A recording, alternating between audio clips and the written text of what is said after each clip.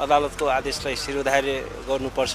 विशेष अदालत ऐनको दफा 7 ग बमोजिम खोजेको बखत उपस्थित हुने गरी भन्ने थियो।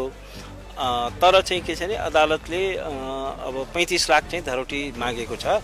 अब नीतिगत निर्णय हो कि होइन के हो भन्ने विषयमा अदालतले यसको चाहिँ अन्तिम निरूपण हुँदाखेरि यसको बारेमा चाहिँ व्याख्या हुने नै छ। तर हाललाई चाहिँ के छ भने यो सबै कन्टेस्टहरूलाई हेरेर गर्दाखेरि 35 लाख चाहिँ के छ भने धरोटी मागिएको छ।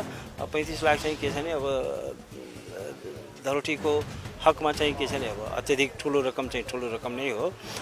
तर अब अदालतको यो आदेश हो, यसलाई अब हामीले अन्यथा भन्न मिल्दैन। अदालतको आदेशलाई शिरोधार्य गर्नुपर्छ। तर अब यो चाहिँ के छ भने 35 लाख धरोटी माग्यो या धरोटी माग्दैमा चाहिँ अहिले नै दोषी ठहर भन्ने हुँदैन। अहिले चाहिँ अब यो मुद्दाको यो ट्रायल प्रोसेस यो प्रक्रिया अगाडि बढ्छ। त्यहाँ चाहिँ अख्तियारले प्रस्तुत गरेका जुन प्रमाणहरू छन् त्यसको न्यायिक परीक्षण हुनेछ। अब अरू चाहिँ सबै साक्षीहरूको चाहिँ बकपत्रहरू हुनेछ। अब अहिले धेरै ठुलो सङ्ख्यामा, किनभने अब 93 जनालाई चाहिँ यसमा मुद्दा चलाएको छ। त्यसमा अब धेरै ठुलो सङ्ख्यामा अहिले अदालतमा उपस्थित भएको छैनन्, ती सबै उपस्थित हुनु पर्यो। अनि यो ट्रायल प्रोसेस अगाडि बढ्छ र अहिले नै चाहिँ के छ भने यो यसै हो भन्न सक्ने स्थिति छैन। अब अहिले चाहिँ धरोटी मागेको अवस्था हो। अहिले नै दोषी निर्दोष भन्दा पनि ट्रायल प्रोसेस अब होइन, यो लामो लम्बिन पनि सक्छ। किनभने के छ भने धेरै ठुलो सङ्ख्यामा प्रतिवादी भइसकेपछि अब ती सबै पहिला उपस्थित हुनु पर्यो, तिनीहरूलाई म्याद जानु पर्यो, म्याद उनीहरूले बुझ्नु पर्यो। म्याद बुझिसकेपछि अनि उनीहरूलाई चाहिँ अदालतले तोकेको त्यो म्यादभित्र चाहिँ अदालतमा उपस्थित हुनु पर्यो, बयान हुनु पर्यो।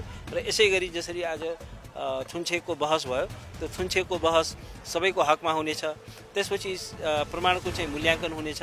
अब माधव नेपालजी या अरू पनि सबै प्रतिवादीलाई आफ्नो निर्दोषिता प्रमाणित गर्ने पर्याप्त अवसर दिइनेछ। त्यसै गरी चाहिँ के छ भने वादी पक्ष अर्थात् चाहिँ अख्तियारलाई पनि चाहिँ के छ भने आफ्नो अभियोजन दाबीलाई पुष्टि गर्ने मौका हुनेछ। र यो के हुन्छ भने यो चाहिँ फौजदारी चाहिँ के छ भने ट्रायल हो। क्रिमिनल ट्रायलमा के हुन्छ भने वादी पक्षले अर्थात् अहिलेको कन्टेस्टमा वादी भनेको चाहिँ अख्तियार छ। अख्तियारले शङ्का रहित ढङ्गले बियोन्ड रिजनेबल डाउट चाहिँ के छ भने यो अभियोजन चाहिँ पुष्टि गर्न सक्नुपर्ने हुन्छ।